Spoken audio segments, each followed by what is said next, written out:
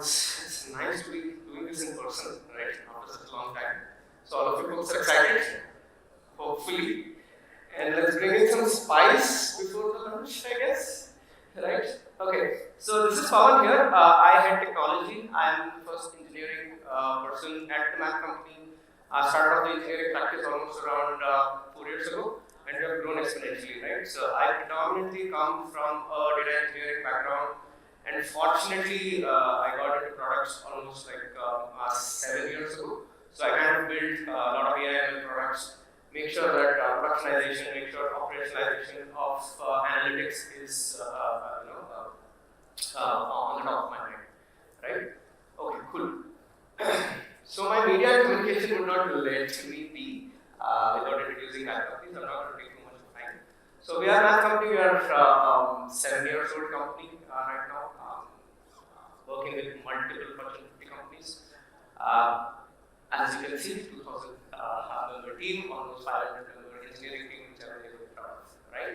We are a hybrid company. What that means is that we believe services and products coexist, right? So we come with an attitude of domain expertise plus accelerators platform as our go-to mantra to solve business problems, right? And we are in the business of solving end-to-end solutions, right? So we don't look at a siloed approach. It's no longer just data science and analytics anymore. It's more of, okay, infrastructure, data, insights, and consumption as our direction. Awesome. Cool. So let's deep dive a little bit on what people are talking about engineering as such, right? So you see a lot of different trends happening across the world. I just listed on top 4, which I feel is relevant to our topic of discussion right now. I'm sure you folks have heard about data marketplace. Show of hands.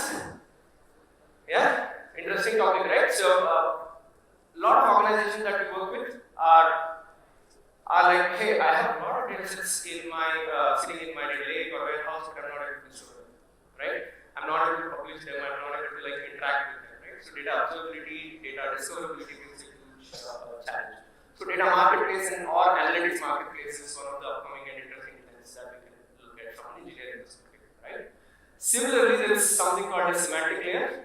A lot of companies that have invested in, let's say, a Power BI tool or a Tableau or a Click, right? If you're looking at, let's say, a large retail client, right? So they will have multiple different tools, and end of the day, all of the tools have a semantic layer, right?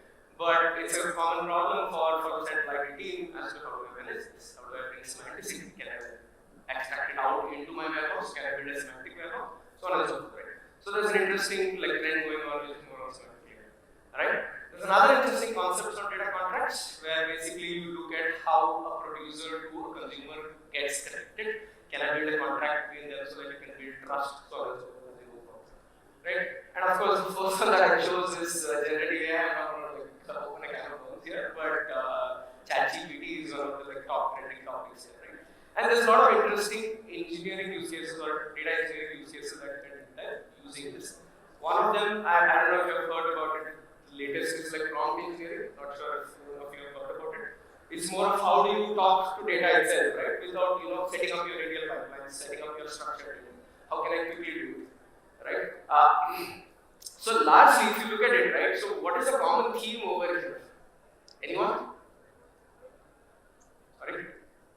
Okay. So common theme over here is everything is business oriented, right? Business is like I want more power for me. Right? I want to discover more data so that I can do whatever I don't want to tell you. Right? Traditionally, it's always been I want this report. Can you build out an ETL pipeline for me to generate this? And we are in a world where business is asking for can I do it myself? Right? That's the most trending thing that is happening in the world right now. And we as data engineers or data engineering teams have to get accustomed to how do we enable business with more hard tools, which is more self-serve capabilities that we bring for organizations. Awesome. Okay, let's deep dive into some biggest challenges that we see, right? So there's an ongoing joke whenever people talk to me in my close circles. They'll be like, hey, Pawan, head of technology, head of engineering. I'm like, man, okay, designations and all are fine, but it just means that there is one head to catch hold of, right? CDOs are, facing this huge problem of solving day-to-day issues of infra and data. Like how many times have we data pipeline is not running, some data quality issues Some other business is using kind of the same data set, but some report showing different numbers, right? But end of the day, if you are stuck in solving these smaller granular issues, you'll never look at, or you'll never even get time to build technology-led business transformations, right? So CDOs have to look at holistically, how can I solve problem across infra, data, insights, and consumption, right? And it's not easy. Okay, cool. So connected systems, right? I'm not sure if you have heard about connected systems or connected intelligence as such, but let me deep dive a little bit for some engineering experts. Ignore this slide because I'm sure you would have heard about this journey. But for budding engineers in the backseat, I would want to take you through the memory lane, right? So 1980s was when, big bang of data warehouses and all of that happened, right? And we all know how data warehouses are very much important for us. Basically, end of the day, warehouses where you structure the data and put it in a place where I can read and do and get the workloads so fast, right? And then around 2000s is when the concept of data lake came in, saying that, hey, I don't know what I want to do with the data, can you just dump it into a single place, right? And it will miserably, right? Right? Because at instance in data warehousing terminologies, you connected the end user with the source. But in data lake, you cut it off. You said, okay, fine, I just loaded it into data lake. Now the view of the end users was cut off. So that created huge problems, right? So you eventually had to get into a warehouse after data lake, right? So that was the trend that happened around 2000s, 2010s is when cloud boom happened and modern data warehouses came into the picture, right? We have a lot of different options. You have a lot of Databricks, you have Redshift, augmented with the block storage, REST, and so on and so forth. So concept of cloud itself boomed and we were happy there, right? But eventually we realized that, okay, I cannot just put it into a S3, I will also have to have Snowflake or Redshift along with it, maybe an aggregated curtail kind of data set for me to make any kind of business, right? Then the concept now that is kind of trending still is lakehouse. Not sure how much of you have heard about it, but it's an interesting topic. But again, first question you should ask is, we just said that lakehouse failed or data lake failed, right? What is different in lakehouse? So basically, lakehouse is creating that relational layer on top of a lake, and it gets combined. And you should check out data lake as a concept, right? That's been a good game changer. So there's a lot of people ardent followers okay, I'm going to use only a lakehouse going forward, right? I will not have anything else, right? Almost around 2 years ago is when people started talking about the data mesh. How many of you have heard about data mesh? Yeah, interesting topic, right? Do you think it is successful? Yes, no? In my mind, it is not. It is very difficult, right? Okay, let me just explain what is data mesh as such. Basically, you're moving centralized systems to decentralized systems. And I'm a very, ardent follower of decentralized systems, right? A lot of stuff in our competition. One specific example, which is non-tech, we wanted to decentralize our talent hiring itself, right? We thought, fine, sure, we centralize all of the talent, we centralize all of our hiring as a process. But again, we might not cater to every specific account needs, so why don't we just decentralize it? It fails. Right? So, if you look at large organizations, right, they have invested so much of time centralizing their data sets in terms of a warehouse or a lake. And now, if you go and tell them that no, boss, you are going to create your own data sets, you are going to create your own domain products, and you are going to own it and you are going to publish it to others. It's very tough. It's a cultural problem rather than a technology problem, right? So data mesh is going to fail in a cultural setup for a large Fortune 50 kind of engagement. So you have to be very specific, choosy in terms of where you would want to implement a mesh as such, right? A small company, maybe it's easy because you're starting off small, but it's an overkill, right? But a large organization, you have already invested so much, you will not find that business value at all. Okay? So what's the solution, right? So, at least given the last 4 years of experience working with multiple retail and healthcare giants, we have come to realize that this combination of centralized and decentralized method that we can follow to solve problems, right? There are certain examples that I'm going to take, but at the end of the day, what I'm looking at is from an infrastructure as well as a data perspective. Largely, it has to be centralized. From an application, from an insights perspective, can still be decentralized, right? And we will get into what I mean. Okay. So if you look at this, right, so I'm talking about infra, data, insights, consume and manage as an entire app stack. And I'm saying app is because you can look at it as a product, a data product or whatnot. But at the end of the day, business users want to touch and feel and not just look at things, right? They want to share reports. They want to converse with the data, either through like a chatbot, either through like a report that I can send it to my colleagues, either through like interactive dashboards, whatnot. But they want that visually appealing kind of systems, right? Over here, manage is actually manage business process and not the stack, right? So ideally, entire stack will actually lead to managing a specific business problem or a specific stack, and that's why it is siloed, right? Every business person or business unit creates these siloed apps which is not interconnected, right? So what we are trying to solve here is, as you move along the maturity line, ideally, if you want to drive a lot of value across your data assets and app assets that you have, you should basically lay a foundation of data and infra which is more centralized, which is more controlled, which you yourself build, and then give capabilities on the app stack for businesses to build it themselves. Right? It doesn't mean they will build it from scratch, but can I provide a self-serve capabilities for them to like easily build an application? And no-code, low-code platform has like really changed the game. Right? Now people are looking at not really creating React apps, just drag and drop and create an app that is in production, like in finance. Right? So that is the word which we are tending towards, and business demands more power, more fast kind of application development, data product development, so on and so forth in the future. Right? So how do we do this? End of the day, we are looking at a deep interconnected system at an app layer, right? Which each different domains own. They own their own app assets, right? But the data assets and the infrastructure assets is owned by the central entity.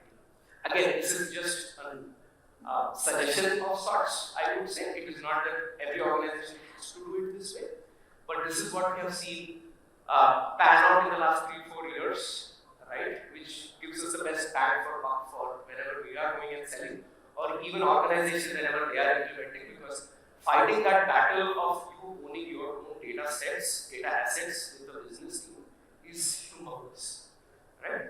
Okay, so how do we do this? I'm not going to spend too much time over here, but this gives you a view of a revenue growth ecosystem, right? If you can see at the top, there are different business processes that I would need to make a difference, right? One example is, like, let's say I need to do my account planning, price promo planning for what categories of brands I want to sell, right? Similarly, I would want to use promo optimization, or I would want to use a pricing strategy as two different insight layers, right? These two don't talk to each other. They might use the same data, probably, hopefully, if your data teams are good, right? But then if there is a change in some sort of formula, your whole analysis goes for a toss. Can I make sure that I give you the capability for your apps to talk to each other? I know there is an app that is built in which uses an algorithm which displays a KPI. There's another app my other business unit uses. Can I mishmatch it? Can I drag and drop it? Right? Some product provided these capabilities, but I'm more referring to how you build your data and infrastructure layers so that you can enable this through augmented platforms. Okay? Perfect. So largely, I just want to talk about what different teams are played here. Right? We largely divide 4 different teams. There is a specific governance team because governance needs to be managed centrally. Right? You cannot let different teams do different things, so it has to be managed centrally. There is an ops team who actually basically productionizes whatever the governance team decides. Right? This is majorly your DevOps and DevSecOps kind of teams who will actually productionize these systems. Right? Centrally, you have your data central team, which creates data products and defines data contracts. Again, data contracts is nothing but a contract between a data producer and an end user, so that they know how to use the data. So your governance is taken care of there from data harmonizations. Right? And the consumption team on the right hand side gets a lot more power to create insights and create apps. Right? No longer they should be dependent on creating applications like a React application or a Power BI report centrally. Can Can I do it by myself? Can I drag and drop and create an app that is production ready? Can I do it in, like, let's say, you region today, like migrate it into a US region, right? It should be as simple as that. That's what the customer demands, right? Okay, cool. So let's look a little bit about market dynamics as such. It's not that people have not tried to do this, right? There are enough players in the market who are actually doing some sort of it. And again, in that stack, it is very difficult for you to provide complete sets of capabilities across the stack with everyone, right? So there are certain platforms, let's say like, Data IQ provides a good enough, functionality for you to like draw insights as a service, right? And your data infrastructure there is like a that can probably sit on top of it, warehouse or whatnot, right? There are certain, custom applications as well. But again, if you look at the bottom layers and if you see trends and services across the cloud stack, you can see that they are also trying to get there, right? They are also trying to give you more flexibility for you to build yourself. It's not a new thing, but the complexity is, can I integrate it? Or are you still doing siloed kind of development even with these capabilities, right? You can go either way. So you need a really good expertise in strategy and data architecture and actually design this right, so that I can provide you more flexibility in terms of integrating systems and platform capabilities for the website, right? Awesome. So way forward, right? What do we look at going forward? Couple of interesting things, right? It is not really only a technology challenge as such when we look at it, right? It is always a technology and a cultural challenge, right? Never is it that, hey, there are like not good enough experts to build a tool or build an application. It's generally more cultural, it's generally more ownership-driven problems. So two bits, right? For experts or budding experts that you need to look at, you have to be business focused. I have seen a lot of people like worry about, hey, what is the best tech stack that I need to learn? Should I be a Python developer? Should I be a data IQ developer? So on and so forth. Often they forget that we are being paid for business as such, right? So that means I need to be constantly thinking about how the business is going to use, what the business demands, and if they demand it, we have to be able to do it, right? So gone are the days when you actually look at just engineering as a singular market. You have to look at full stack. And for me, full stack is not that you're best in everything, right? For any solution, there will be like 4 or 5 different stacks that you need to look at, right? Including engineering, software engineering basics, right? So we at MathCompany are like very strong proponents of full stack, and we started this like trend almost 3 years ago, where all of our data scientists had to be trained on data engineering concepts because we believe that they are the best way to converse with the business and solve business problems for them, right? The other aspect that I definitely want to like convey to our budding engineers is that agility is the only way to go. You cannot wait for 20 years for you to be architect. You cannot do the same mistakes as what I did, right? So talk to each other, talk to team members, figure out what issues they have gone through, what their journey is, and then see what best we can implement, right? The third bit, from an organization perspective, what can I do? What do organizations do in such a scenario? Is definitely go towards more self-serve capabilities, right? You have to build your assets and you have to build your platforms in such a way that you provide capability for the business to do it themselves, but still govern it centrally, right? You just need to decide which self-serve capability I provide, how much of push and play I need to look at, so that it is balanced, right? You cannot let people build anything that they want. You still need to control, but you still need to give that flexibility for the system, right? The other thing that we have noticed is culture was a huge problem, right? Especially the traditional mindset of, hey, I own this engineering practice where I am building out a lot of reports. Should I give away that flexibility to a different team for the reports, right? So that culture shift is a big challenge that we work with, especially with organizations, right? There's a lot of governance that we need to do. That's the second part. Third part is governance. I know people talk a lot about governance, right? It's a little jittery when they start with governance. Governance is a huge field, right? And it requires a lot of deep dive for you to get into. But at the end of the day, you have to govern the entire stack, and it is not just one governance that you can like end with. You have to do the cloud systems, Accordingly, you have to do your data systems accordingly. You even have to do your app systems accordingly. So in the entire stack is where it is, right?